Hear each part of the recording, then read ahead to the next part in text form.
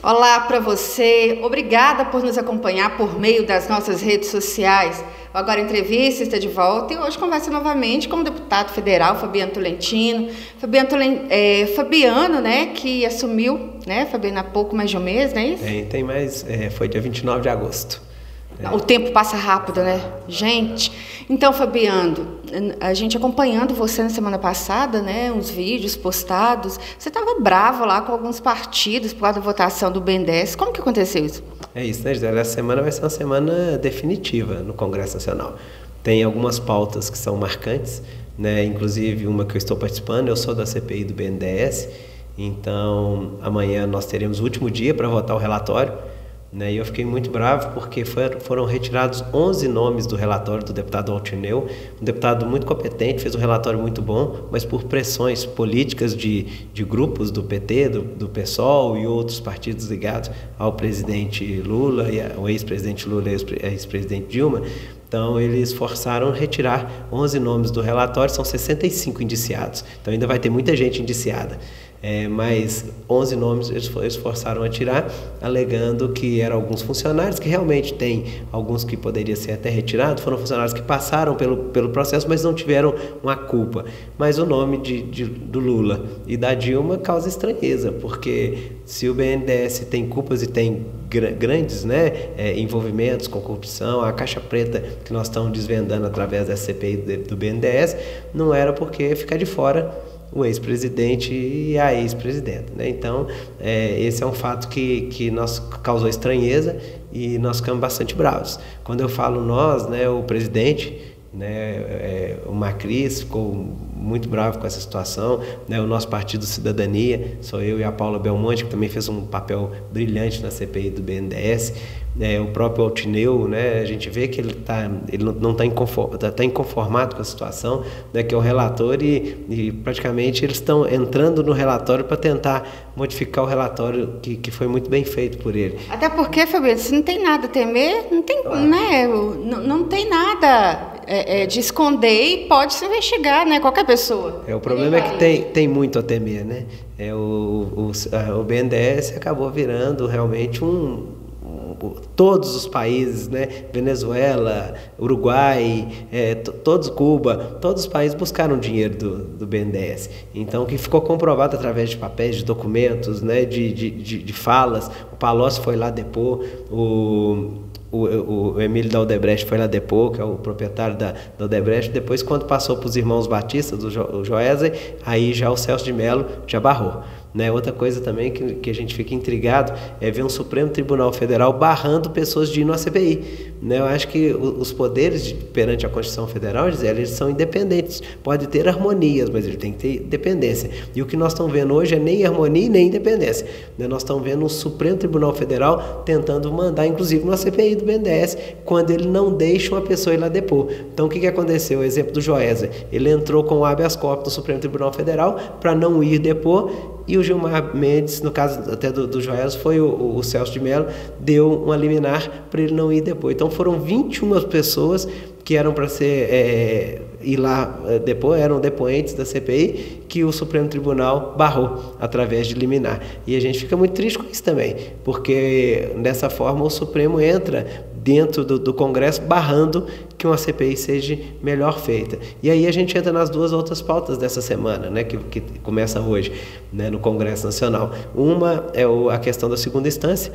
Tem na Comissão de Justiça um projeto de lei que é de um deputado do meu partido, desculpa, Alex Mamede, que é a favor da prisão em segunda instância, só que parece que a comissão não consegue colocar em votação, e é impressionante, parece que tem algo por cima disso, provavelmente até manobra, que pode ser até do presidente Rodrigo Maia, porque quando vai para a votação, abre a sessão do Congresso, e quando abre a sessão do Congresso não pode as comissões continuarem. Então você imagina, está lá quase para votar, discute o processo, está quase para votar, quando vai votar, a sessão abre e tem que paralisar, e aí no outro dia começa de novo a discussão toda em cima e não vota uma coisa que é interessante demais para o Brasil, que é a questão da prisão em segunda instância. Com isso, joga-se todo o foco para o Supremo Tribunal Federal, que na quarta-feira vai acabar dando seus votos, e que parece que vão acabar soltando os presos que estão presos pela segunda instância. É exemplo de vários políticos e mais de 5 mil presos no Brasil, e eu acho um absurdo.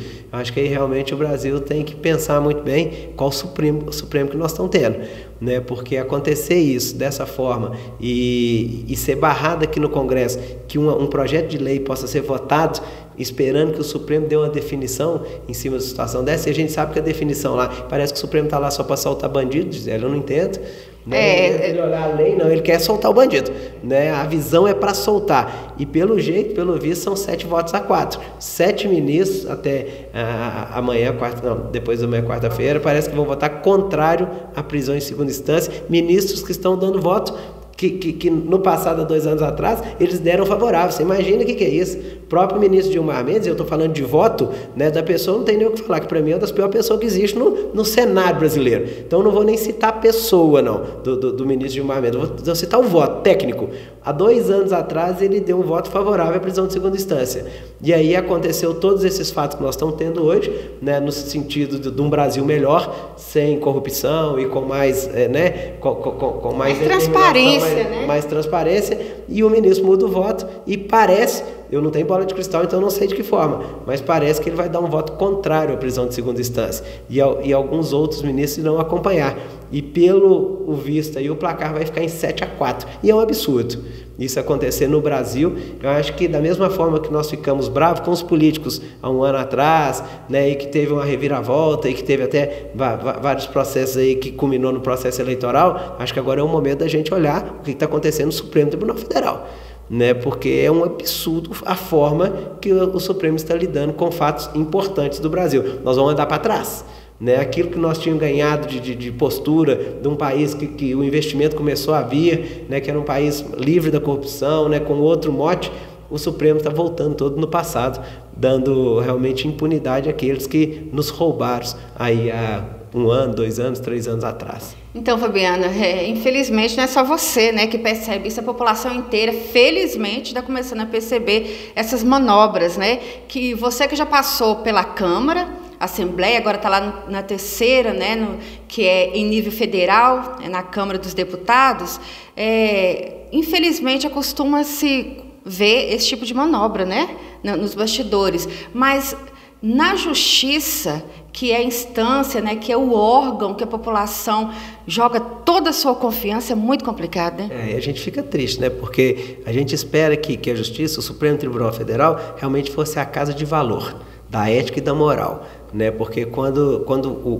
o processo chega naquela instância, realmente ele chega para dar um veredito, uma definição, uma sentença que dali para frente vai permear todos os fatores em cima daquela sentença. E o que nós estamos vendo hoje com o Supremo Tribunal Federal? Está realmente um órgão que perdeu a credibilidade, né? E se acontecer da forma que parece que vai na quarta-feira, né, terminando aí e soltando presos que estão presos pela segunda instância, né, eu acho que vai cair realmente em descrédito total. Isso é muito ruim para o Brasil. Eu temo que pode acontecer, né? Os próprios caminhoneiros já estão falando, se isso acontecer, eles vão parar de novo, né? E a gente sabe que é uma categoria muito forte, né, que quando parou, realmente o Brasil fica paralisado, né? E agora parar porque um órgão, né, realmente está indo contra os anseios de todo um país, de uma nação. Então eu acho que... Mas você não acha que falta mobilização, uma população que cobre mais, né? Porque faz e fica da mesma forma. Parece que mesmo alguns políticos reclamando, como você... até não seria nem acusando, não, mas sugerindo mudanças, continua acontecendo tudo do mesmo jeito. Lá no Congresso já tem algumas vozes, às vezes ainda esparsas e isoladas, sobre o contexto que está acontecendo, né? Eu não sou uma voz sozinha no Congresso Nacional, não, graças a Deus, né? A gente vê lá 30 ou 40, e principalmente os jovens que entraram. Agora, ontem mesmo eu vi uma entrevista muito boa do Kim, né, no TAS, no programa do TAS, falando disso, né, do que o Brasil tem que mudar, inclusive falando de direita e esquerda, que hoje a gente não pode mais taxar de direita e esquerda, não. Nós queremos um Brasil. O que é progresso para o Brasil? Né, terminar com a miséria e com a pobreza é progresso? Isso não é bandeira de esquerda e direita, não. Isso é bandeira do Brasil. Da empregabilidade, condição de emprego, não é bandeira de direita ou de esquerda, não. É bandeira do Brasil. Então nós temos que alinhar o que é bom e construir um Brasil diferente. Sem essa ideologia, você tá de calca, porque tá parecendo que é time de futebol. Você é esquerda, então eu sou direita, eu sou contra você. E o Brasil tá onde?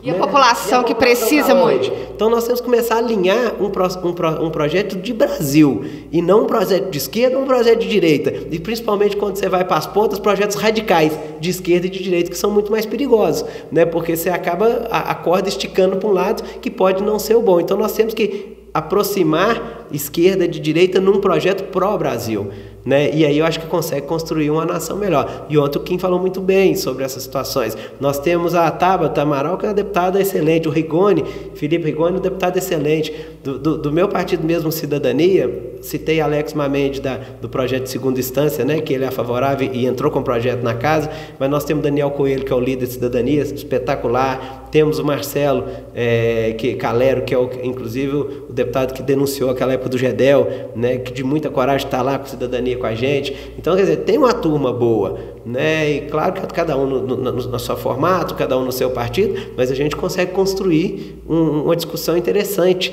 né? E eu consigo citar aí 10, 15 ou talvez até 30 bons nomes discutindo essa questão até do Supremo Tribunal Federal. Então tem coragem para discutir, né? Aquela política do passado, onde ficava todo mundo vendo o jogo acontecer e todo mundo calado, isso não acontece mais não, né? Essa questão mesmo de barrar alguns atos da CPI do BNDES, barrar a prisão em segunda instância, a gente vê boas falas, inclusive dentro do Congresso, e citando, igual eu mesmo falei, citando nomes, citando partidos que estão obstruindo, né, uma obstrução contra o país, contra a questão de prender bandidos, né, e a gente tem que chegar e falar mesmo, e eu estou lá para isso, né, da minha parte, dizer, você vai sempre estar escutando a verdade, né, doa quem doer, né, eu estou lá para falar a verdade e eu acho que esse é o papel, e é esse o Brasil que nós queremos um Brasil transparente, mas um Brasil que realmente prenda aquele que errou, que roubou, independente de partido, que às vezes alguém pode falar, ei, fulano de tal, esse fulano de tal, é todos. O corte é o seguinte, ó, errou, roubou, está comprovado, cadeia. Não tem jeito, tira o patrimônio. Essa pessoa não pode ter patrimônio, ele roubou nosso, né? É da nação. Então a gente tem que partir por esse princípio. Eu acho que é isso aí que é o mote do meu trabalho no Congresso. Ok, boa sorte nessa semana movimentada e que tenhamos boas notícias. E nós temos um outro problema, né, também, que nós podemos citar, a briga, né, dentro do PSL, do partido do presidente. Né, é uma briga que me causa assim, uma estranheza total, porque o presidente tem 53 deputados federais no PSL, que realmente foi esse boom na campanha, e agora eles brigam entre eles, dizendo. Hoje o presidente, se precisar de um voto de um projeto importante para o Brasil, exemplo, reforma tributária, que é importantíssimo para a gente diminuir impostos, para a gente unificar esses impostos, ele só vai ter metade dos votos dele. Você vê, ele tá perdendo densidade dentro do próprio partido dele, né? É inconcebível você pensar que em 8 meses isso possa acontecer. Então, vai ter que ter uma nova forma de comunicação entre o presidente, entre os filhos do presidente e entre a sigla partidária PSL. Porque senão nós não vamos ter avanço para o Brasil, não. Porque a gente já sabe que nós temos uma esquerda lá bem pesada que não quer que aprova nada. Então essa aí realmente você não vai ter o voto dela. Independente se o projeto for ruim ou bom, ele é contrário. É o formato. Nós temos aqui um outro lado que tem projetos que vai votar e tem projetos que não vai. Agora nós tínhamos o PSL que dava sustentação para ter os votos. E agora a gente tem um PSL quebrado em 8 meses. Isso me preocupa. Porque se quebra hoje o PSL, o mesmo outro partido também não vai estar, outro não vai estar, e é onde nós vamos arrumar voto para passar reformas importantes para um país progredir. Né? Se o governo tivesse uma comunicação melhor, Gisele, a reforma da presidência em março, abril, no máximo já teria sido votada e a tributária já estava em pauta para ser votada. A reforma nem chegou ainda. Né? Então você vê quanto nós estamos atrasados. E aí a gente fica aqui, as coisas difíceis, né? Você anda na rua aqui de Divinópolis, por exemplo, cheio de placa de aluga-se. Por quê? Porque o Brasil não está prosperando. Né? Na hora que as reformas saírem, o Brasil vai ter investimento de fora, vai ter mais capital, e aí a gente consegue. E finalizando, semana passada eu sentei. Além do Zema, eu sentei também com Salim Matar, a bancada do Cidadania, e ele foi contar a questão das privatizações a nível federal, e eu acho muito importante destacar aqui do quanto hoje é necessário. Nós temos no Brasil, se você não sabe, a Casa da Moeda Nacional. A Casa da Moeda Nacional, para fazer uma moeda, custa 3 vezes mais do que é feita a moeda na Suíça. Aí eu pergunto para você, que é contra a privatização, precisa de ter essa Casa da Moeda, onde todo o custo é 3 vezes maior do que qualquer outro país da Europa, se você for comprar moeda lá? Então está na hora que privatiza a Casa da Moeda. Precisa do Brasil ter uma empresa de palha de aço? No momento que nós vivemos, não, nós somos donos dessa empresa. Gente, pelo amor de Deus, só para empregar, para colocar a gente apadrinhado lá, para encher a máquina de gente, precisa não. Então nós temos que mudar e temos que ter essa visão realmente que o Brasil pode prosperar muito. Agora a máquina não tem que ficar cheia de gente, não. Começa no município, vai para o estado e chega no governo federal. O estado hoje tem que ser menor, o governo tem que ser menor e o município tem que ser menor. É menos gente na máquina que o dinheiro vai sobrar para fazer as verdadeiras ações que precisa. Do contrário, fica esse caos que nós estamos vivendo, tanto a nível municipal quanto estadual, e agora o Zema vem ajustando e já com coragem, já colocou um projeto, e eu concordo com o governador, já colocou o projeto da Codemig a ser votado. Se conseguir passar na Assembleia, tomara que passe, eu torço para isso, e que os deputados também possam entender que Minas Gerais precisa. Só aí vão ser 6 bilhões de investimento para pagar a conta do ex-governador, mas já começa a ajustar o Estado e depois vão discutir outras pautas importantes, CEMIG, Copasa. Ou você acha que o serviço da Copasa é bom? Você que está nos assistindo aí fala, não, o serviço aqui em Divinópolis é ótimo. Não é, é péssimo. Ela está fazendo a obra com o seu dinheiro. Nós pagamos uma taxa há mais de 5 anos que nós já não deveríamos pagar. E se ela for privada, nós vamos ter serviço de qualidade e vamos poder cobrar. E aí sim, a empresa reguladora passa a ser do Estado. Porque hoje o Estado regula ele mesmo. Então, quanto mais tempo demorar, você que está nos assistindo, pior é para nós. Então tá certo o governador discutir sim privatização da CEMIG, privatização da Copasa. A CEMIG não consegue levar a luz em lugar nenhum mais, Gisele. Você está montando uma granja aqui em São Sebastião do Oeste, a pessoa me ligou para tentar pôr luz lá. Então, quer dizer, você querendo dar empregabilidade, querendo gerar renda, e a CEMIG não consegue, porque ela ficou obsoleta. É uma empresa lotada de cabide de emprego e que não consegue mais operar. Então não precisamos disso mais não. Vende que ela vai melhorar. Agora dê condição para aqueles que foram concursados. É tudo na passagem. Né? Você é concursado, você vai ter condição até você aposentar. Agora não trabalha mal não, porque aqui mudou. A gestão não é mais de Estado não. Né? Se você não trabalhar de acordo com as normas, aí você vai para um processo aqui que você pode até ser mandado embora. Mas você tem garantia desde que você seja um bom funcionário. E assim que tem que ser o Estado, assim que tem que ser o governo federal. É pesado às vezes para alguém que está com aquela visão antiga, mas é esse o Brasil que a maioria dos brasileiros querem. Pode não ser a totalidade, mas se a gente for pensar a fundo e mexer no coração, é esse o nosso Brasil. É um Brasil com menos gente que a gente consegue o quê? Da capacidade de emprego, de gerar renda. Que a gente só é alguém quando a gente trabalha e tem emprego. A gente ficar só à mercê de algumas coisas e benesse, a gente não é nada não. Então que a gente possa diminuir privilégio de todas as classes, não é só da política não, é da política, é do judiciário, é do Ministério Público, é do Executivo. Diminui privilégio, sobra dinheiro na estrutura, que a repatriação federal passa a ter mais dinheiro dos municípios e menos do governo federal, que é o contrário. O dinheiro fica todo no governo federal e não chega aqui para nós, e a gente fica na miséria, sem condição de política pública de qualidade. Então que a gente possa fazer essa repatriação e ter um Brasil melhor, e é isso que nós vamos defender cada vez mais no Congresso. Né? É isso aí, Gisele. Obrigada mais uma vez. Obrigado a vocês, obrigado, Jornal. Agora é sempre um prazer estar aqui. Ok, fique por aí. A gente volta em outro momento com o assunto do seu interesse.